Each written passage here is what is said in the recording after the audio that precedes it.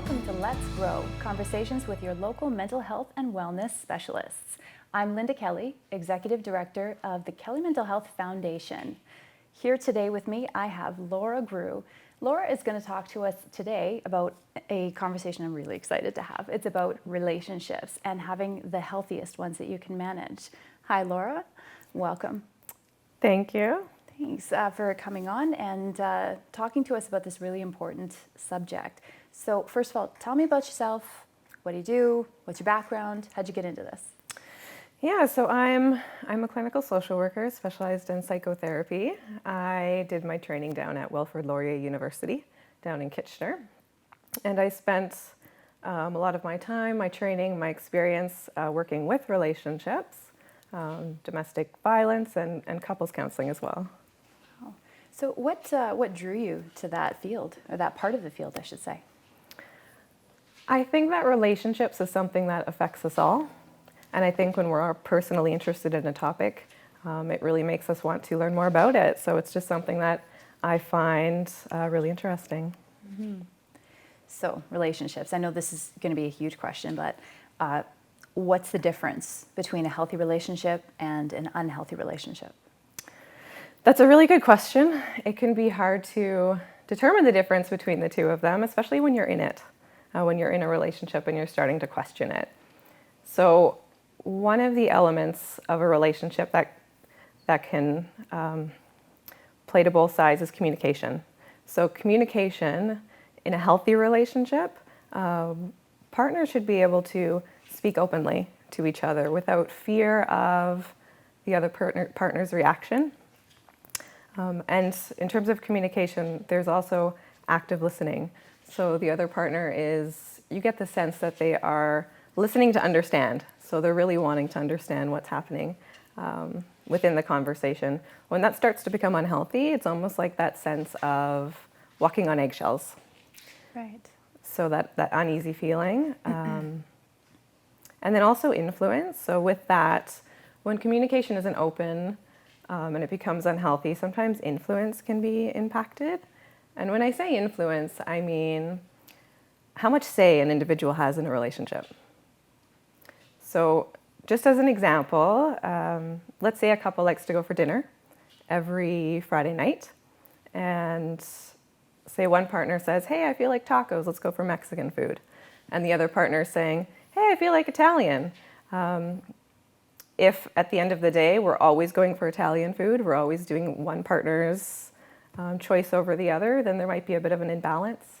And that can also speak to an unhealthy relationship. And then also conflict resolution is a big one. Wow. So in terms of conflict resolution, I mean, there's always going to be conflict in a relationship. In a healthy relationship, there's conflict, but it's how the conflict is resolved that speaks to the dynamic of the couple. Okay, so that active listening piece, the communication, one of the things you mentioned was listening to understand. I could imagine people not really, I don't want to say cluing in about that, but almost automatically when you're defensive, you're going to listen to respond, right? Mm-hmm. As opposed to understand. So how do you actually get people to actually shift over to trying to listen to understand as opposed to listen to defend myself? Yeah, so when I'm working with a couple, it's encouraging reflection. So when one person's speaking to you, it's can I put in my own words what that other person is saying? We don't always have to agree with what the other person is saying, but being able to summarize, reword, and be able to kind of get across their meaning in a way that they feel respected is a way of encouraging that.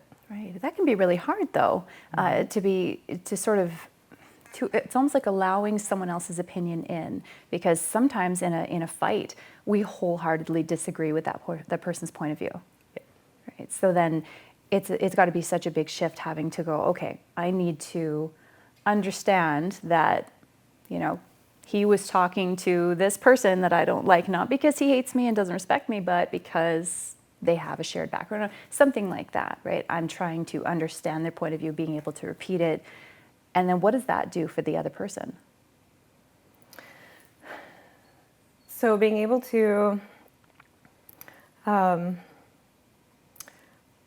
reflect back kind of what the other person is saying just helps the other person feel very validated.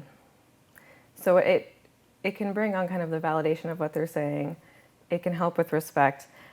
There might not always be an agreement that is drawn upon kind of the conflict if there's two different perspectives to the situation, but it's being able to talk in a way that helps the conflict at least come to some kind of compromise. Mm-hmm. The conflict resolution, so then that was the other part that you mentioned. Conflict resolution can, that's something that we all could use help with, right? Not only with our relationships, but with friendships, coworkers. This is half the stuff we get trained on in the corporate world is how to resolve conflicts. So why do you think unhealthy relationship dynamics, especially in terms of conflict, why do you think those develop? So the unhealthy relationship dynamics with conflict, I think, it can start to develop pretty early in a relationship. We kind of ignore some of the signs that come up regarding conflict. And then also it can become about power and control dynamics. When one partner if we're in a conflict and one partner it's more about winning the argument than it is about coming up with a solution to the argument. That dynamic can lead to a greater conflict than would be seen perhaps in a healthy relationship. Right. So it's just really about who's right or who needs to win this one, as opposed to we need to preserve the relationship and some things are more important. So that can be really tough. Yeah, no, absolutely it can be. What about things like, one thing I've always known is like, my early relationships, the first person that I ever dated, well, the person that I'm with now is probably going to pay for that. Everything that went wrong with the first boyfriend or Sure. So did you see that come up a lot? Yeah, absolutely it does. I think that, when we are coming together as a couple, we are coming together with our own kind of baggage in a way.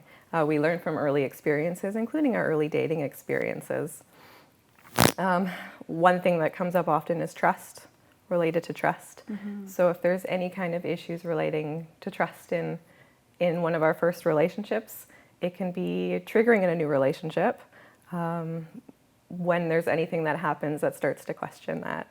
And sometimes it's kind of those old anxieties that come up and we can project onto our partner in ways that we don't mean to, but we can certainly work on working through them. Right, okay. So, and that's wonderful that there is always hope. You can always work through it, get better at it. I had a client myself come in before, and he was in a relationship, long-term relationship, and he just couldn't get over the idea that his partner was going to be unfaithful. That not that she had been, but that she was going to be unfaithful. And they had been together for 8 years. They had 3 kids together, but still, he just couldn't get past that, and it turned out because he had suffered an infidelity from a previous relationship. Mm. So it really played into so many problems in the relationship because he never really dealt with the old stuff, and then he just projected it on his new partner, which for whom I felt very bad. Anyway, we're going to take a short break. When we come back, we're going to talk a little bit more about why you should go when you want to stay in a relationship.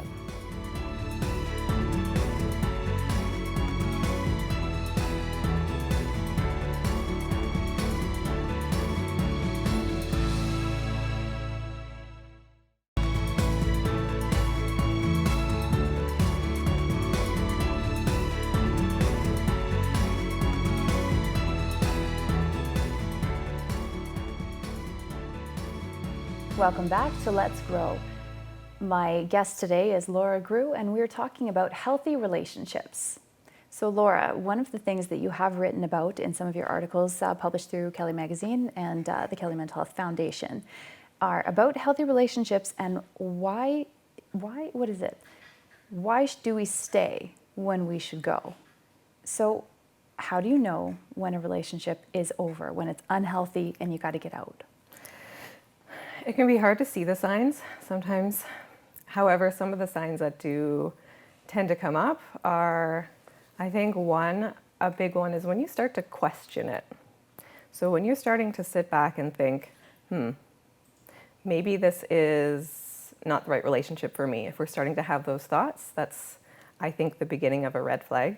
The beginning of a red flag. Because, I mean, some of us are pretty analytical. We question everything. Yeah, that's right. That's why it's so confusing. Yeah. And so I think a big aspect of it is when we start to live different lives.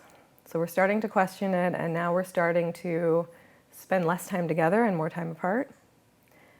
And I think even a part of that could be, like if you have some really exciting news, like you, let's say, got a promotion at work, and your instinct typically would have been to come home and share that with your partner, but now you find yourself sharing that news with somebody else. You're sharing it with your family or friends, and your instinct isn't to turn towards your partner anymore. Mm-hmm. I've also heard that one big indicator is when you see their name pop up, their phoning or their texting, that you kind of roll your eyes. You're not excited or happy or even just nothing, indifferent to seeing them. You're actually annoyed by it. Yeah, so there's that reaction to, you're right, kind of just seeing their name. Also, and to follow up with that, like avoiding going home. That's another one that I've heard quite a bit. It's instead of going home, I'm finding reasons not to. Right, so that, again, that kind of draw, that togetherness, that coupleness, isn't something that is as present anymore. Mm-hmm. And this applies like for any relationship that seems to be coming to an end or starting to unravel, not necessarily an abusive relationship, right? What would be more of an abusive relationship compared to with just an unhealthy one? Yeah, so an abusive relationship, there are different forms of abuse. I mean, there's the obvious, the physical or sexual abuse, which is never okay.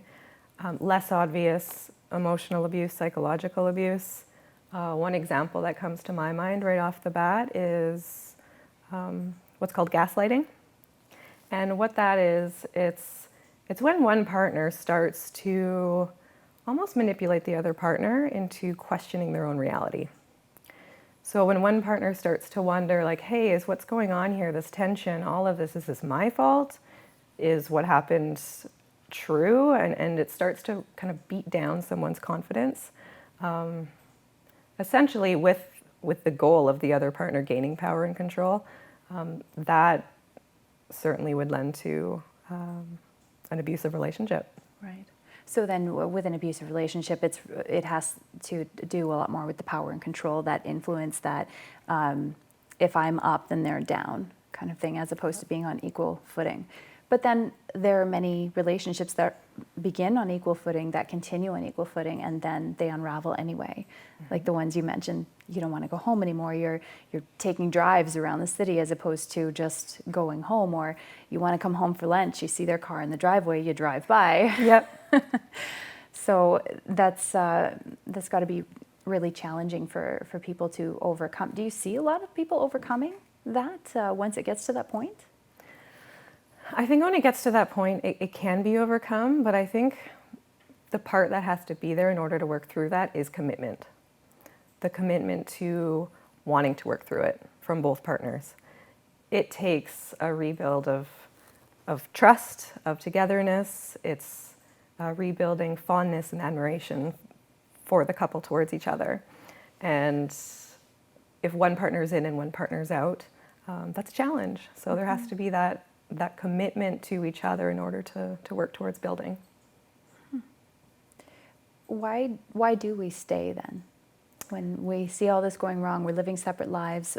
I mean, I have friends in my life that have been married for a long time and they barely speak to each other, but they still have no plans of separating. And so why do you think that is? That is a great question too. There are tons of reasons why people stay. Emotional reasons, there was love at some point, and probably still is to a degree. We don't fall in love with someone who's not healthy for us, put it that way. So we can think back to the times that we were in love and were getting along, and we think it can be that again. Because another part of it is almost like a fear of grief. So it's common to not want to end a relationship because we're afraid of that feeling that happens when we do. So we're missing the good parts of the relationship, the security, the safety, the vision for our future. So that fear of grief can leave us stuck as well. There's the psychological aspects, such as, like I was saying, that gaslighting. There could be a bit of manipulation and confusion.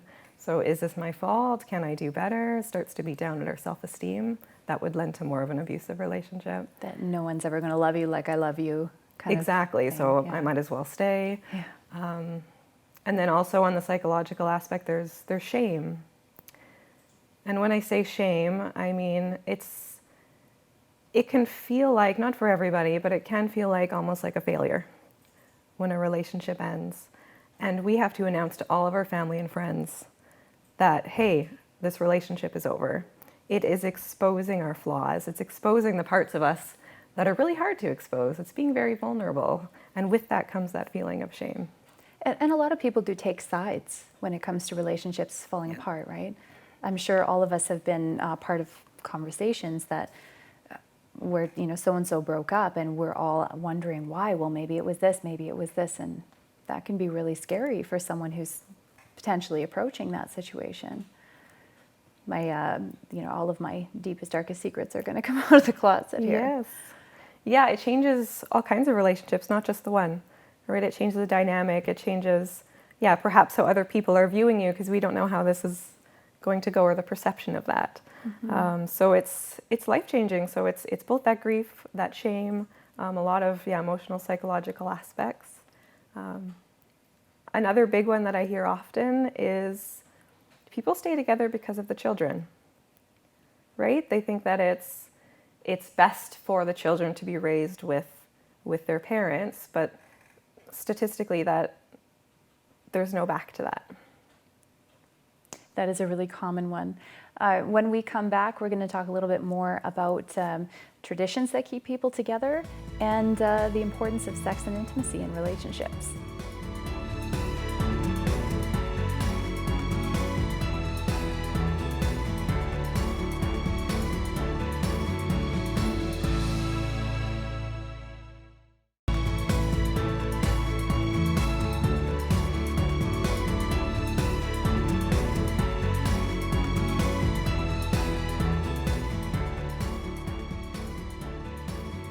Welcome back to Let's Grow. I'm Linda Kelly and I'm here with Laura Groulx talking about healthy relationships. So Laura, one of the things that you just mentioned was people stay in sometimes bad relationships for the children. And when you mention that, I reflect back on, because when I was growing up, we were taught that divorce ruins children's lives.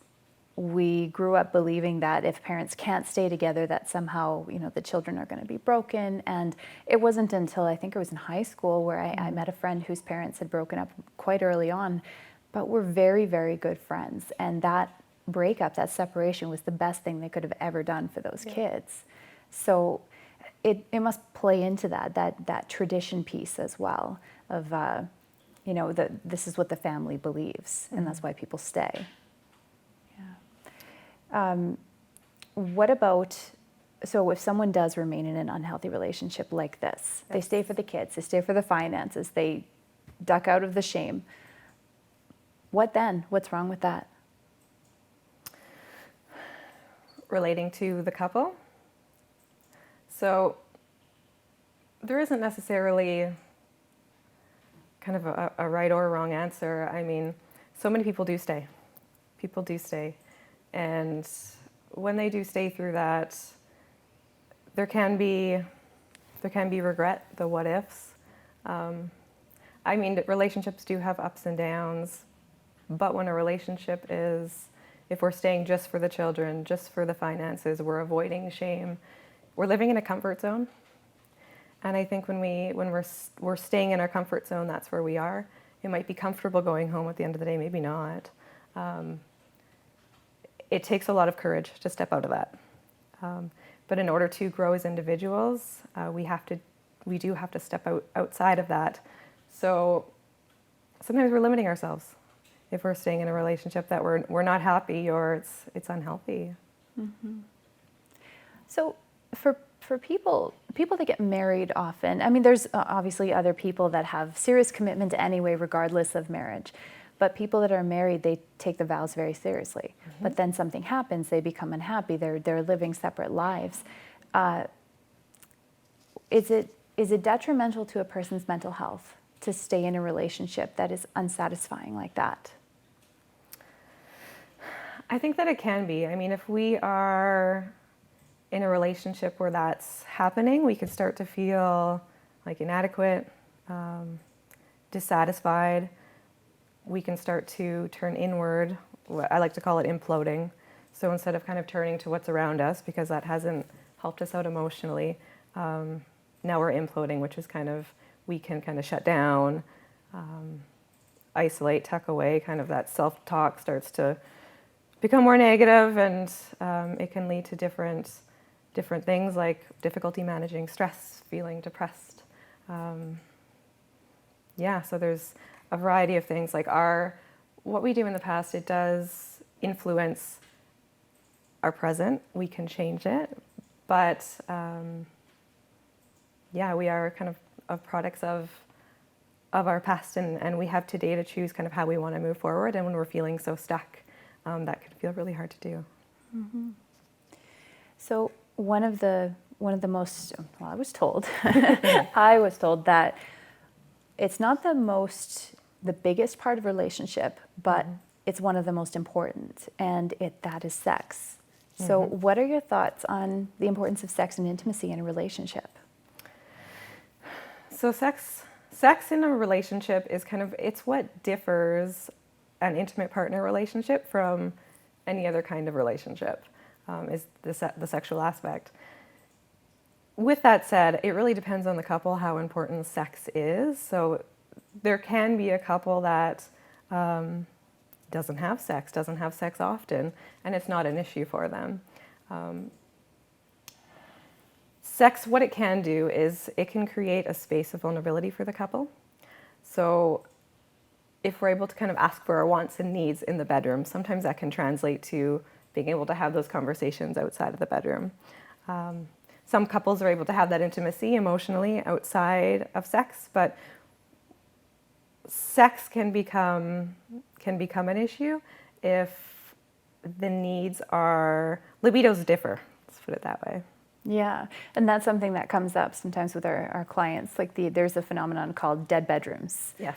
And a dead bedroom essentially is when one partner's libido is completely different from the others. And I mean, what happens is they try, and then the spark goes out, and then it becomes sort of sad to be, to try to be intimate with a person, because you start to feel inadequate. You start to feel like you're not good enough, whether you're the one with the high libido or the low libido. You feel unwanted because just not good enough.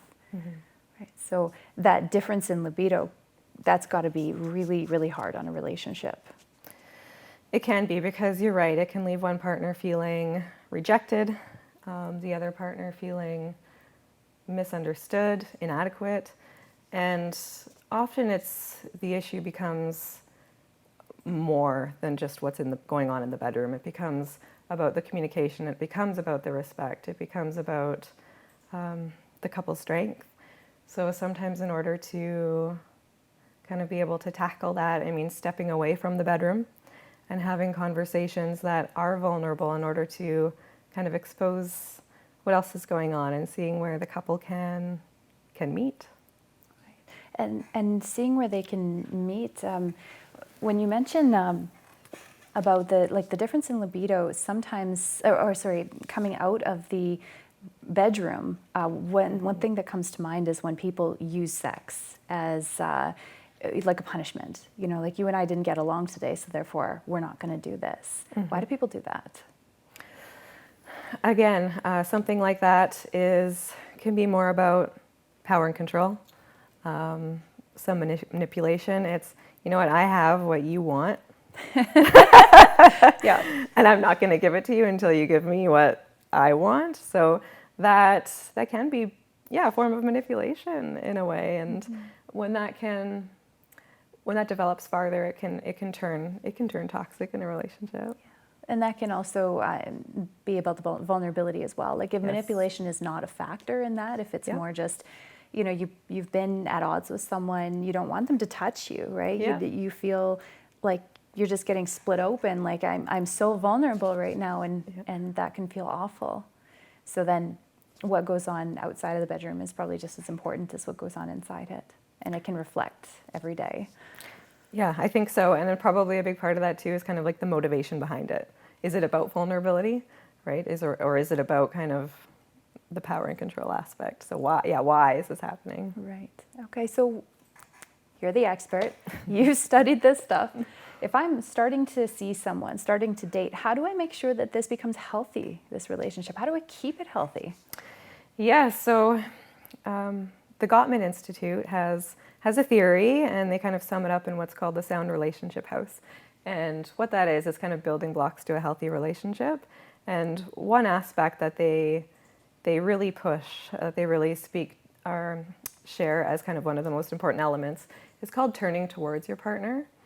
And what that means essentially, it's in a relationship, one partner is giving small cues that they're looking for, kind of that attention, that affection, that support, and we call those bids. And it's how often the other partner is turning towards them, responding to those bids. And an example of that would be you're sitting on the couch, you're watching a movie, you're eating your chips. One partner lets out a big sigh. The other partner can respond by continuing to eat their chips and watch the movie. Or they can respond by turning to the other partner and saying something like, hey, what's on your mind? So relationships can really be built on the small moments every day.